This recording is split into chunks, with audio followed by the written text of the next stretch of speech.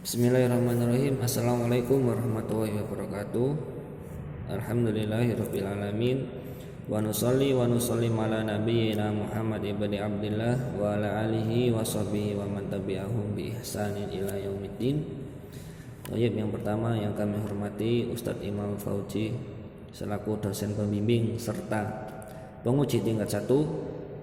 Kemudian yang saya hormati Ustadzah Hizanatul Hikmah selaku Kaprodi Pendidikan Bahasa Arab Universitas Muhammadiyah Sidoarjo serta penguji kedua.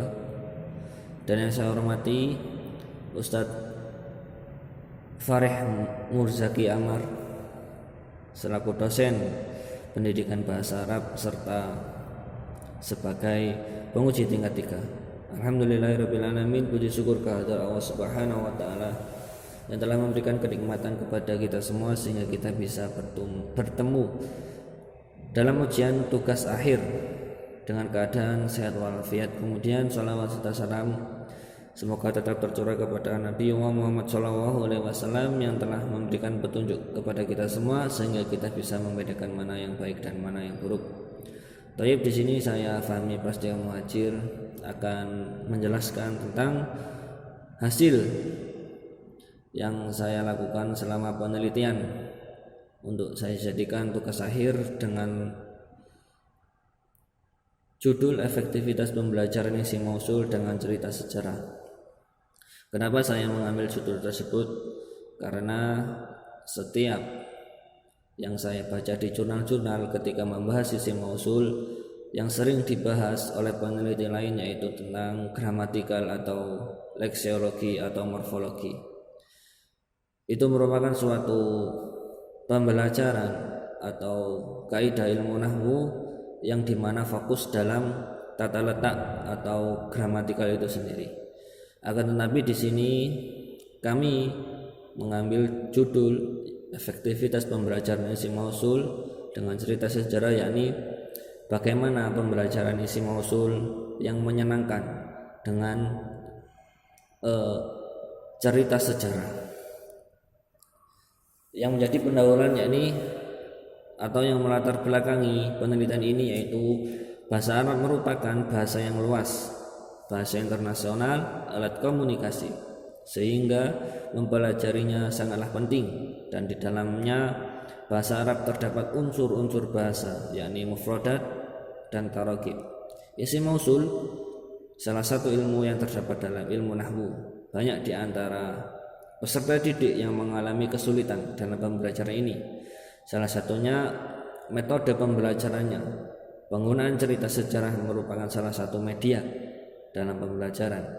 Selain itu, dengan cerita sejarah dapat memperkuat daya nalar peserta didik. Dari salah satu penelitian bahwasanya cerita, khususnya cerita sejarah, dapat meningkatkan pembelajaran isim isyarah.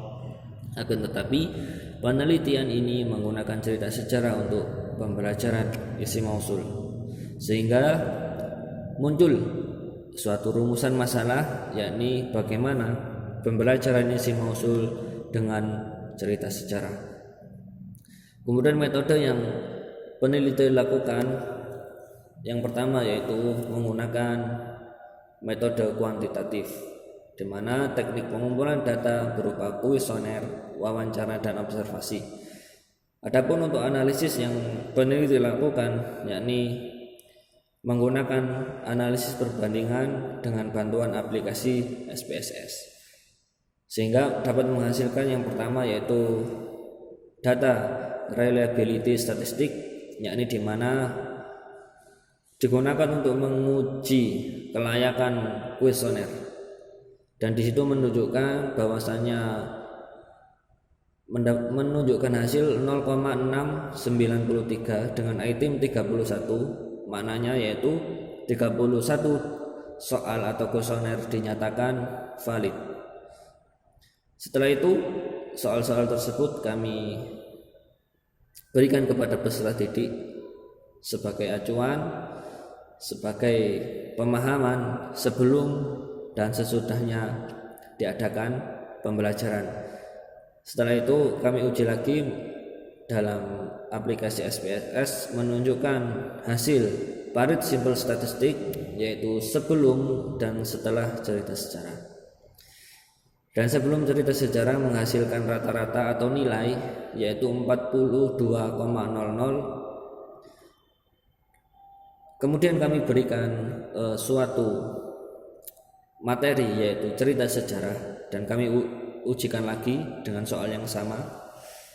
Alhamdulillah menjumpai penambahan nilai atau nilainya berubah. Yang awalnya mendapatkan nilai rata-rata 42 sekarang menjadi rata-ratanya yaitu 61,5. Sehingga dengan adanya cerita sejarah dapat meningkatkan pemahaman peserta didik dengan dibuktikan dengan hasil pretest dan posttest.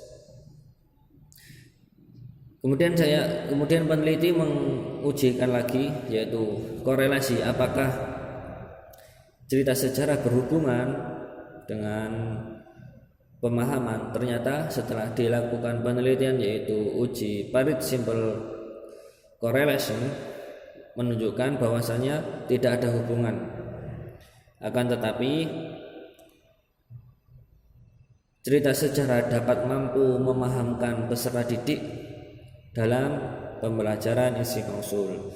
Kemudian yang analisis terakhir yang dilakukan peneliti yaitu parit simple test, yaitu di mana peneliti sesuai dengan petunjuk buku yang kami baca. Di situ kita melihat kolom signifikasi dua toilet, yaitu menunjukkan 0,035.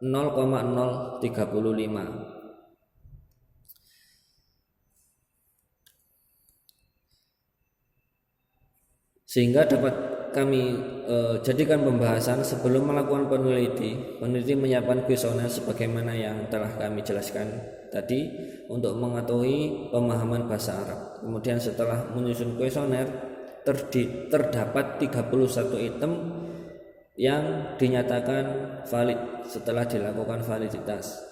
Kemudian ada beberapa kuesioner harus dikoreksi dengan menggunakan bahasa operasional untuk menggambarkan indikator lebih baik. Setelah melakukan perubahan sesuai masukan dari para ahli, semua item di kuesioner yang mengikuti indikator dan dinyatakan valid untuk digunakan sebagai pengumpulan instrumen.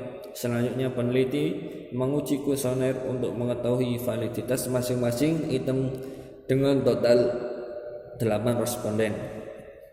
Selanjutnya adalah uji reliabilitas instrumen yang sebagaimana sudah kami jelaskan tadi, yaitu untuk menguji apakah data tersebut valid, apakah soal kuesioner tersebut dinyatakan valid. Dari tabel 2 terdapat diketahui bahwa nilai alpha adalah 0,906 di mana adalah 0,60. Dengan demikian angket motivasi belajar bahasa Arab semua dinyatakan valid dan cocok digunakan instrumen penelitian.